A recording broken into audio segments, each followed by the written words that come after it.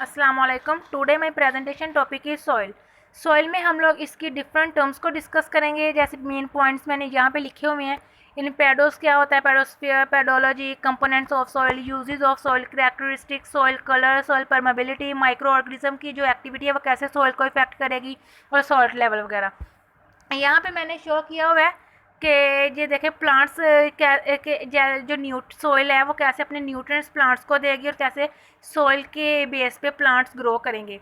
Maximum plants growth के लिए maximum जो सॉइल है उसके लिए न्यूट्रिएंट्स बहुत ज़रूरी होते हैं। नेक्स्ट मैं न्यूट्रिएंट्स का भी बताऊंगी आपको। उसके बाद ये टर्म्स देखें आप, पैडोस क्या होता है। ये पैडोस मीन होता है सॉइल इन ग्रीक वर्ड, यानी कि ग्रीक लेटर्स में हम लोग पैडोस को जो मीनिंग है वो हमारे पास सॉइल है। फिर यहाँ पे देखिए आप पेडोस्फेयर। पेडोस्फेयर क्या है, सॉइल जो है उस सॉइल कवर है जो हमारी ज़मीन को कवर कर रहा है, यानी कि term pedosphere is use to denote the soil cover of the terrestrial part of the earth. Next इसकी टर्म्स जो आ गई हमारे पास वो है पेडोलॉजी। ये हमारे पास क्या है, ये साइंस की वो ब्रांच है जो सॉइल को स्टडी करती है, उसकी एनालिसिस को स्टडी करती है, उसके मेथड, सॉइल प्रोसेस सबको स्टडी करती है। और ये साइंस का इंटेग्रल पार्ट है। Branch of science which deals with the study of the soil and method of studying and analysis of the soil and soil process are integral part of it. फिर आप components देखिए, इसके main components में water आ जाएगा, air आ जाएगा, organic material आ जाएगा। उसके बाद ये जो मिनरल कंपोनेंट्स आप देख लें, सैंड है, सिल्ट है, और उसके बाद क्ले है। मैंने बताया जो हमारे पास 16 जो असेंशियल न्यूट्रिएंट्स चाहिए होते हैं प्लांट्स को मैक्सिमम से मैक्सिमम ग्रो करने के लिए। ये जो नीचे मैंने आप लोगों को किया हुआ nitrogen, calcium, boron, iron, potassium, magnesium, chlorine, sulphur, zinc वगैरह, ये जो हमारे पास है ये सॉइल से न्यूट्रिएंट्स आप देख लें कि कितने ज़्यादा न्यूट्रिएंट्स जो प्लांट को ग्रो करने के लिए सॉइल से मिल रहे होते हैं। तो सिर्फ 3 हाइड्रोजन, ऑक्सीजन और कार्बन जो है ये एयर से ले रहा होता है, यानी कि एयर से 3 न्यूट्रिएंट्स लेता है, बाकी सारा ये सॉइल से ले रहा होता है। उसके बाद आप लोग देखें कि इसके यूजेस क्या है। इसके हमें भी पता है कि अनलिमिटेड यूजेस है सॉइल के बगैर हम ज़िंदगी मुमकिन ही नहीं है इस प्लानट पे। जो सॉइल है ना वो मेन कंपोनेंट है बायोस्फीयर का। Soil is the main component of the biosphere which is the vital layer of our planet बेशक। फिर उसके बाद इसमें वेरियस एनिमल्स जैसे कि बैक्टीरिया, प्लांट्स, एनिमल्स और ह्यूमन्स वगैरह जो है वो ग्रो कर रहे होते हैं। सॉइल जो हमारे पास एक सेंट्रल लिंक प्रोवाइड करती है बिटवीन बायोस्फेरिक कंपार्टमेंट, यानी कि बायोस्फेरिक कंपार्टमेंट जो है उसके दरमियान ये लिंक प्रोवाइड कर रही होती है। जो सॉइल के मेन करेक्टरिस्टिक्स है ना वो इसका फिजिकली सपोर्ट करना है प्लांट्स को और एनिमल्स को। तो देखिए इसका जो most characteristic feature of टर्शियल environment providing mean of physical support for all the टर्शियल plants and the animals. फिर ये हमारे पास जो हमें एक प्लांट है ना उसको जो जितने न्यूट्रिएंट्स रिक्वायर्ड होते हैं ये वो भी प्रोवाइड करती है। और एनिमल्स को जैसे कि काउ, शीप और हॉर्स वगैरह ये जो ग्रेजिंग करते हैं यानी कि चरते हैं उसको घास को, उसके लिए भी ज़रूरी है।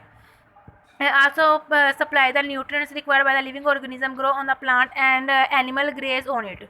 फिर जिसके जैसे न्यूट्रिएंट्स हो गए, टॉक्सिक प्लूटेंट्स हो गए, ये सारे सॉइल में ही पाए जाते हैं और ये फूड चेन को इफेक्ट भी करते हैं।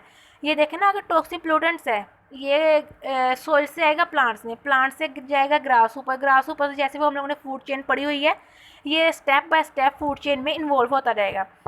इसी तरह उसके बाद आप लोग देख लें इसके बहुत ज़्यादा और भी यूजेस हैं, यानी कि ये प्लांट की ग्रोथ में सबसे ज़्यादा इम्पोर्टेंट इसका जो रोल है वो क्रॉप्स यानी कि फसलें जो होती हैं उसमें इसका सबसे एसेंशियल रोल होता है।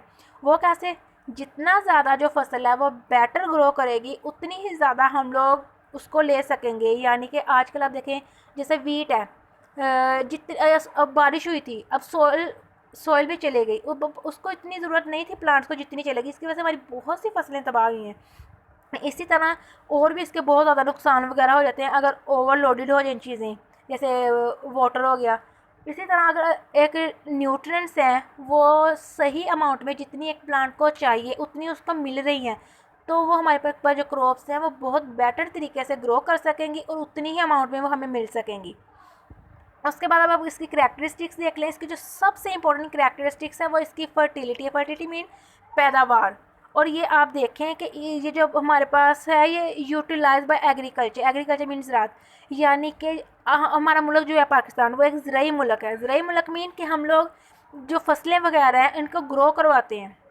जितनी ज़्यादा हम लोग एक प्लांट्स है उसको उसके मिनरल्स वगैरह प्रोवाइड करेंगे, उसके न्यूट्रिएंट्स देंगे, सॉइल को लेवल रखेंगे, उतनी ही ज़्यादा हमारी जो ज़राअत है वो बढ़ती जाएगी। अब आप लोग देखें कि अब हम लोग इसका डिसइफेक्ट ये भी है कि हम लोग जो फर्टिलाइज़र्स यूज़ करते हैं उसके बाद हम लोग और भी बहुत सारे न्यूट्रिएंट्स की लिमिटेड अमाउंट होगी। इसकी वजह से सॉइल अफेक्ट भी होती है। अफेक्ट होने का नुकसान ये होता है कि जो हमारे पास फसलें वगैरह हैं वो उस तरह ग्रो नहीं कर सकती जिस तरह हम लोग चाहते हैं। तो उस बेस पे ये उसको भी सॉइल के जो वो हमारे पास जो फसलें वगैरह हैं उनकी ग्रोथ को इफ़ेक्ट कर देगी। यानी कि ज़रूरी है कि हमारे पास फर्टिलिटी ज़्यादा हो ताकि एग्रीकल्चर भी हमारा ग्रो कर सके। फर्टिलिटी डिपेंड किस पे करेगी? फिजिकल फीचर्स पे करेगी। वो हमारे पास फिजिकल फीचर्स क्या हैं? सॉइल की डेप्थ कितनी है, सॉइल टेक्सचर, उसके बाद soil chemical composition, physical and chemical properties. अब टेक्सचर में देखें, प्रोपोर्शन ऑफ सैंडिलियम, clay in the soil, mineral mass. फिर chemical composition, pH, hydrogen and concentration वगैरह। बफरिंग कैपेसिटी यानी कि कितना ये रेजिस्ट कर सकती है अपने जो नुकसान इसे कर सकें। फिर content of various nutrients, physical या केमिकल प्रॉपर्टी यानी कि एरिएशन और वाटर वगैरह अब्जॉर्प्शन कैपेसिटी का कितना वो वाटर अब्जॉर्ब कर रही है, कितना उसको एरिएशन वगैरह चाहिए। सॉइल कलर के बारे में आप लोगों को एक ये चीज़ बता दूँ कि जो हमारे पास सॉइल है ना वो डिफरेंट टाइप्स के मिनरल्स जो होते हैं वो सॉइल को इफेक्ट कर देते हैं। यानी कि soil colour gives an indication of the various process going on in the soil as well as the type of the mineral in the soil. यानी कि ये हमें बता रहा होता है कि इस सॉइल में किस तरह का मिनरल है, कैसे ये वगैरह सब कुछ हो रहा है। उस सॉइल का कलर डार्क होगा जहाँ पे जो हमारे पास डिकेड ऑर्गेनिक मैटर है ना वो ज़्यादा होगा। यानी कि जो हमारे पास डार्क कलर है ना वो is due to the accumulation of highly decayed organic matter. Soil permeability क्या है? सॉइल परमेबिलिटी ये है कि सॉइल की वाटर और एयर को ट्रांसमिट करने की जितनी एबिलिटी ज़्यादा होगी उतनी ही ज़्यादा उसकी सॉइल परमेबिलिटी ज़्यादा होगी। ये सॉइल परमेबिलिटी एबिलिटी ही वो है सॉइल का वाटर एयर को ट्रांसमिट करना। जो सॉइल परमेबिलिटी है वो इम्पोर्टेंट है और ये इफ़ेक्ट करती है रूट जोन, एयर को, मॉइस्चर को, न्यूट्रिएंट्स को जो प्लांट्स के अपने के लिए अवेलेबल होता है। माइक्रो ऑर्गेनिज्म एक्टिविटी देख लें, ये माइक्रो ऑर्गेनिज्म एक्टिविटी है जो बहुत असेंशियल रोल प्ले करती है न्यूट्रिएंट साइकिल में, जो कि इम्पोर्टेंट है लाइफ के लिए प्लानट पे। यानी कि माइक्रो ऑर्गेनिज्म जो है ये एज ए फर्टिलाइजर्स भी यूज़ किए जाते हैं। यानी कि सॉइल के अंदर जो भी हमारे पास वेस्ट होगा उसके बाद डिकेइंग कंपाउंड वगैरह होंगे, कॉम्प्लेक्स कंपाउंड है, कॉम्प्लेक्स कंपाउंड को तोड़ के सिंपल कंपाउंड में ये ले आएंगे। ये सारा जो रोल है माइक्रो ऑर्गेनिज्म ही प्ले कर रहे होते हैं। जो माइक्रो ऑर्गेनिजम्स हैं वो एसेंशियल रोल प्ले करते हैं डिकम्पोज द ऑर्गेनिक मैटर, मैंने पहले बताया, न्यूट्रिएंट साइकिल में, फर्टिलाइजिंग द सॉइल में। बैक्टीरिया हमारे पास बहुत अच्छे डिकम्पोजर्स होते हैं। यानी कि ये कंपाउंड्स को डिकम्पोज करके सिंपल में कन्वर्ट कर देते हैं और फिर वो प्लांट्स उन्हें इनटेक कर लेती हैं। उसके बाद ऑर्गेनिक वेस्ट वगैरह को भी ये प्लांट बैक्टीरिया जो है ये मतलब कि उनको भी डिकम्पोज कर लेते हैं। ये न्यूट्रिएंट्स भी रिलीज़ कर रहे होते हैं जो कि प्लांट्स के लिए बहुत ज़रूरी है। सॉल्ट लेवल देखें, एक सॉइल के अंदर जितने ज़्यादा मिनरल्स होंगे उनको सॉल्ट बोलते हैं और ये सॉइल पे ही डिपेंड करता है कि उसने कितने जो सॉल्ट है उनको ओरिजिनेट करना है। ये देखिए, the salt level is the sum of mineral salt that are present in the soil, they can originate from the soil itself, fertilisers, organic manure. जब हमारा सॉल्ट लेवल ज़्यादा होगा तो हमारे जो प्लांट्स हैं वो बेटर ग्रो नहीं कर सके और उनके जो रूट हेयर्स हैं वो डाई कर जाते हैं। That is my assignment topics. So, Allah Hafiz.